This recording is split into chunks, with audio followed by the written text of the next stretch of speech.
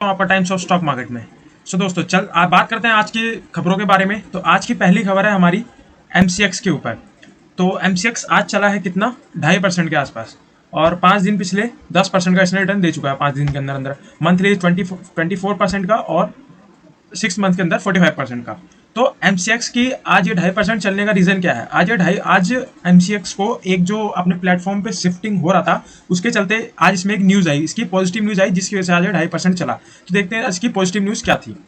तो इसकी positive news ये है कि एमसीएक्स को सेबी ने मंजूरी दे दी है कि वो अपने नए प्लेटफॉर्म पे शिफ्ट हो सकता है, जो कि टीसीएस द्वारा बनाया गया है। ठीक है, ये चीज़ याद रखना कि टीसीएस ने बनाया है इसके नए प्लेटफॉर्म को, उस पर ये जल्द ही शिफ्ट हो सकता है। और कब तक शिफ्ट हो सकता है, ये अनुमान लगाया जा रहा है कि ये 16 अक्टूबर तक ये अपने नए प्लेटफॉर्म पर शिफ्टिंग इसकी हो जाएगी एमसीएक्स की।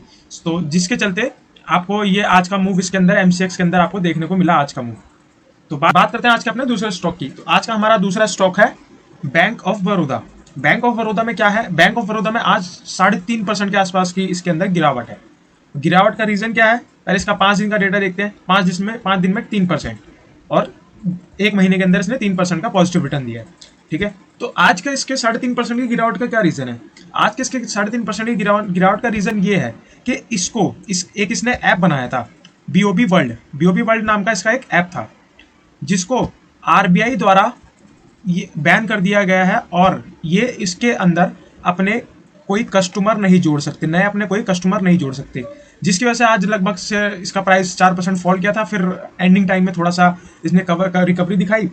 तो इसका ये पॉजिटिव नेगेटिव इम्पैक्ट जाके सीधा बैंक ऑफ बड़ौदा के स्टॉक पे पड़ा है। तो इससे क्या होता है कि बैंक ऑफ बड़ौदा क्या बर्बाद हो जाएगा? नहीं, आखिरकार है तो वो भी गवर्नमेंट कंपनी, बस कुछ उसने रूल्स इसके फॉलो नहीं किए होंगे, जिस वजह से आरबीआई ने इसके ऊपर बैन लगा दिया। तो इससे ये नहीं प्रूफ होता कि हाँ आरबीआई अब डाउन जाता जाएगा। कोई नहीं, वो अपनी प्रॉब्लम सारी सॉल्व कर देगा जब आरबीआई इसको बैन लिस्ट से अपने बाहर कर देगा। तो ये कुछ ही टाइम की बात होती है और कुछ टाइम बाद अपने आप ही इसको बैन लिस्ट से बाहर कर देगा, अगर ये सारे अपनी क्राइटेरिया फिल कर लेगा। तो दोस्तों आज का हमारा तीसरा स्टॉक है टीवीएस मोटर्स। तो टीवीएस मोटर्स में आज 1.5% के लगभग की तेजी है। तो और 5 डेज का डेटा देखें, 5 डेज में लगभग 3% की मान लो, और 1 मंथ में देखें तो 5% का, और मैक्स इसका रिटर्न देखें 5 ईयर्स का रिटर्न देखें तो 190%, और मैक्स देखें तो इसका 3739% मैक्स।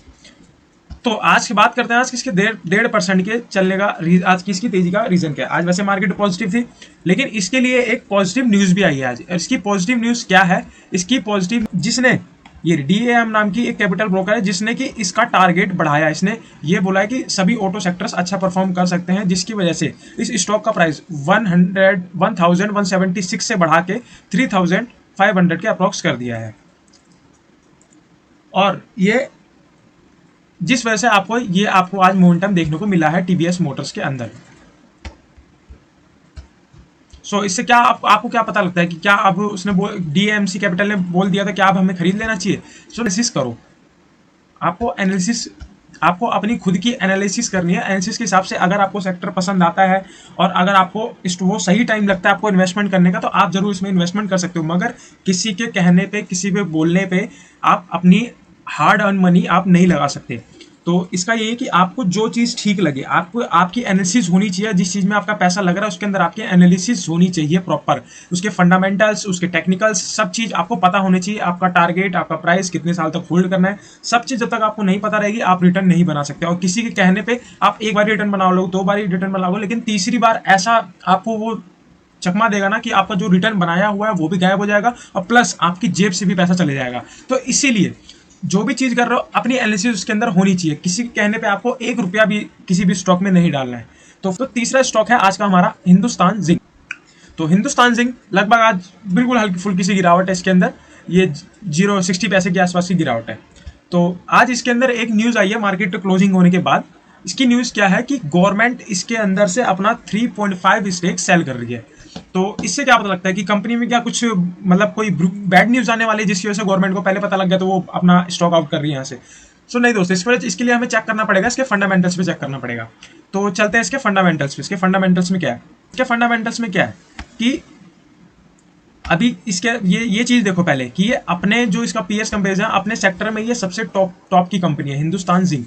ये देखो नंबर 1 की इसकी पोजीशन है अभी तक की, और इसकी करंट मार्केट प्राइस चल रही है 317 और पी रेशियो इसका 14 का है। और मार्केट कैप देखो दोस्तों, अपनी सेक्टर की सभी कंपनियों में से सबसे बड़ी कंपनी आपको हिंदुस्तान जिंक देखने को ही मिल रही है। और नेट प्रॉफिट अगर इसका क्वार्टरली देखो तो नेट प्रॉफिट में भी इसके कोई आसपास भी नहीं है। इसका नेट प्रॉफिट कितना है 1970 करोड़ का, और बाकी देखो किसी का 100 करोड़ के आसपास भी नहीं है किसी का नेट प्रॉफिट क्वार्टरली।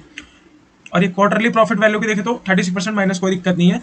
और सेल्स क्वार्टरली देखे तो सेल्स में भी सबसे हाई यही है।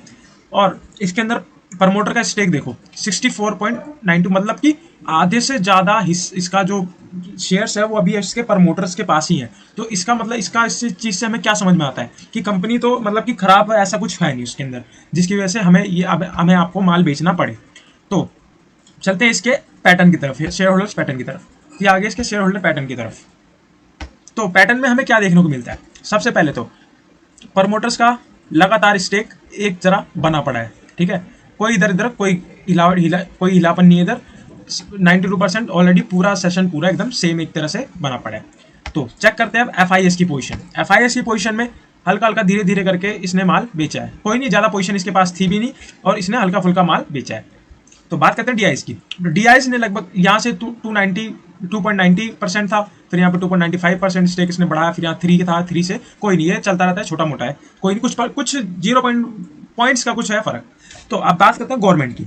तो गवर्नमेंट के पास था लगभग 29.60%, ठीक है। अब बचा है गवर्नमेंट के पास 29.54%। तो यहाँ से अगर ये 3% के आसपास का माल अगर बेच भी देता है तो गवर्नमेंट के पास ऑलरेडी 26% का माल रहेगा, ठीक है। तो अपनी मतलब मैक्सिमम देखो 26% का माल ऑलरेडी गवर्नमेंट के पास पड़ा हुआ है, अगर ये 3% यहाँ से निकाल देती है तो इसका मतलब कि वो कुछ क्वांटिटीज बेच रही है, इसका कुछ क्वांटिटीज बेच रही है अपना, और बाकी सारा स्टेक उसका होल्ड पड़ा है। और आने वाले टाइम पे जब स्टॉक कभी आपको एकदम करेक्शन में दिखेगा तो गवर्नमेंट का स्टेक ऑलरेडी इसमें बढ़ जाएगा।